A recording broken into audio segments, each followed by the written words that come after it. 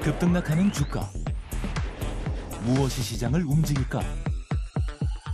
우리가 몰랐던 종목의 숨은 뒷이야기. 정윤성 앵커가 알려드립니다. 오후장 투자의 모든 것. K스탁 라이브.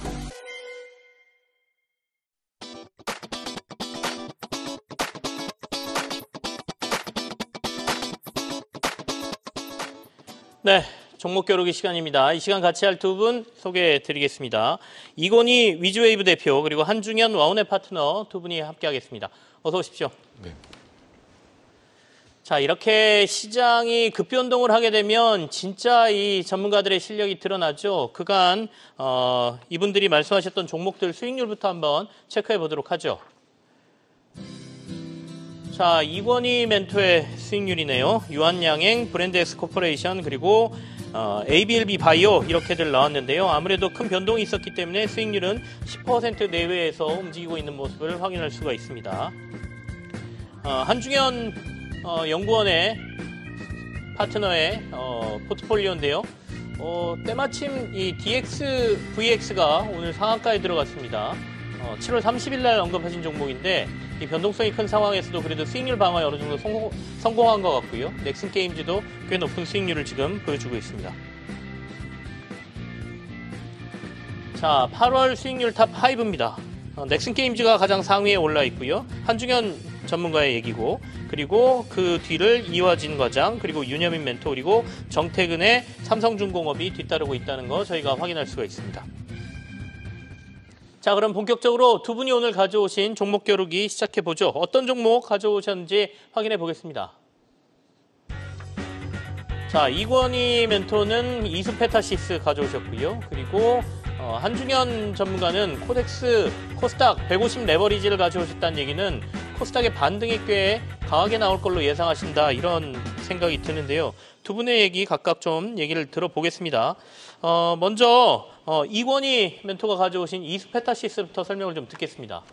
예, 일단 뭐 이수페타시스 7월 3일 고점 이후로 지금 거의 한 달 넘게 하락을 하고 있는 상황이고요. 네. 어제 특히 이제 더 많이 빠졌죠. 어제도 한 13%, 금요일 날도 한 12% 빠졌으니까 사실은 뭐 거의 회사가 망한 거 아니냐 뭐 이럴 정도로 빠졌는데 아직도 2분기 실적을 발표하지 않았고요. 그래서 2분기 실적 발표하게 되면 모멘텀이 좀 있을 걸로 보고 있고, 여전히 지금 AI 가속기에 들어가는 지금 뭐 엔비디아에 대해서 말은 많지만 여전히 지금 생산을 하거나 이쪽은 전혀 지장이 없고 수요도 여전히 탄탄하고요. AI 관련된 투자는 여전히 지금 확대 시기다라고 보시는 게 맞는데, 최근에 하이닉스라든지 삼성전자의 조정이 크다 보니까 반도체 업종이 안 좋으면서 같이 좀 동반 하락한 모습을 좀 보였고요.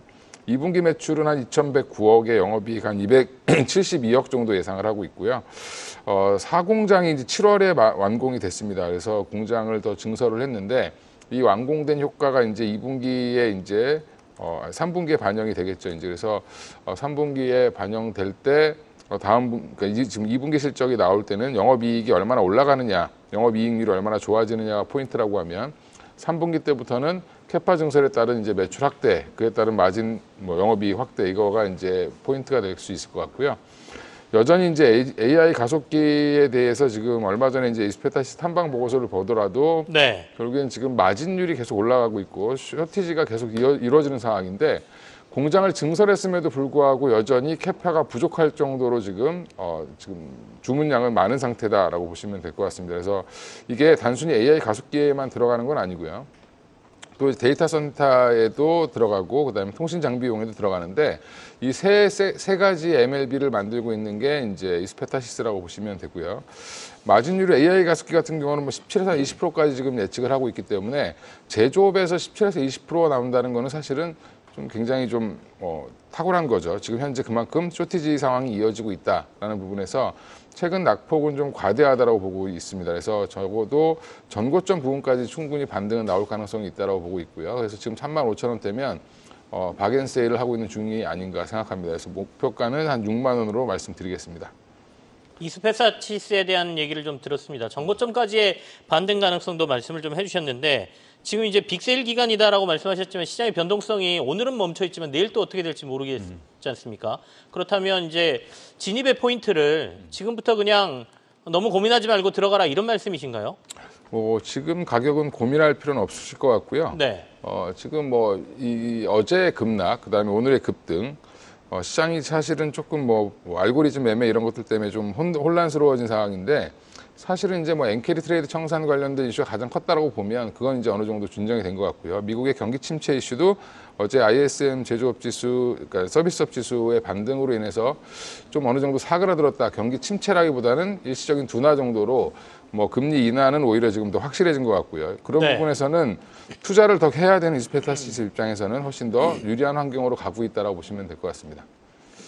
한중현 파트너는 오늘 레버리지 ETF를 가져오신 거예요. 코스닥 150 레버리지 ETF인데 이 얘기를 좀 들어볼까요? 앞으로도 코스닥은 반등이 강하게 나올 거다 이렇게 보고 계십니까?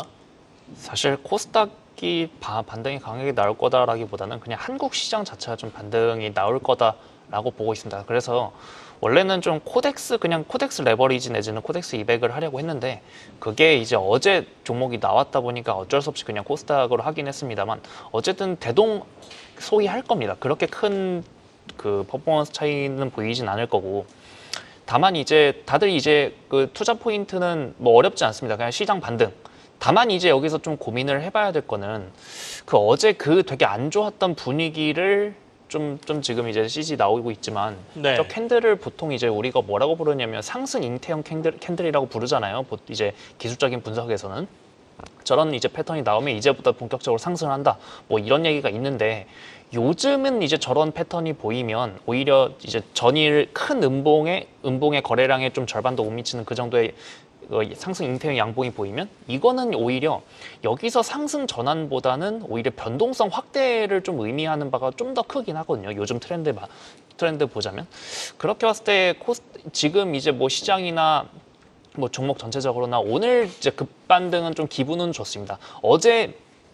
결국 대부분의 종목들이 어제 시초가 정도 레벨 혹은 어제 시초가 레벨 이상 정도까지는 다들 웬만한 종목들 다 올랐을 거예요. 네. 근데 이제 문제는 어제 시초가 레벨까지 올랐을 뿐이지 어제 시초가 레벨을 생각을 해보면 금요일 종가 대비는 빠진 레벨이긴 하거든요. 그래서 여기서 우리가 좀 온전히 좀 안도를 하려면 결국 금요일 종가 내지는 금요일 시초가까지도 종목들이 웬만하면 좀 돌아 나와줘야 되는데 거기까지 좀 단기적으로 V자 반등이 나올 수 있을 것이냐 그거에 대해서는 조금 고민을 해봐야 됩니다. 그럼에도 불구하고 시장 어쨌든 지금 반등 나오긴 나올 것 같은데 뭐가 반등이 먼저 나올지 모르겠어서 그럼 일단은 시장 먼저 사자 좀 이런 관점으로 코스닥 레버리지 한번 가져와 봤습니다. 알겠습니다. 시장 변동성이 큰 상황이라는 것도 저희가 다시 한번 말씀을 드려보죠. 레버리지는 이제 상승할 때도 뭐 곱하기나 1.5 이렇게 가지만 하락할 때도 또 반대의 경우가 나올 수 있기 때문에 변동성이 어느 정도 확인될 때 투자에는 뭐 앞서 이스페타시스도 그렇고요. 여러분의 투자 의견과 잘 조합하셔가지고 투자 결정을 하시기를 바라겠습니다. 자, 두 분과는 여기서 오늘은 마무리 짓죠. 이권희 대표 그리고 한중현 파트너와 함께했습니다. 고맙습니다. 계속해서 다양한 경제 이슈를 알고 싶다면 구독과 좋아요, 알림 설정 부탁드립니다. AI 캐스터 권미정이었습니다.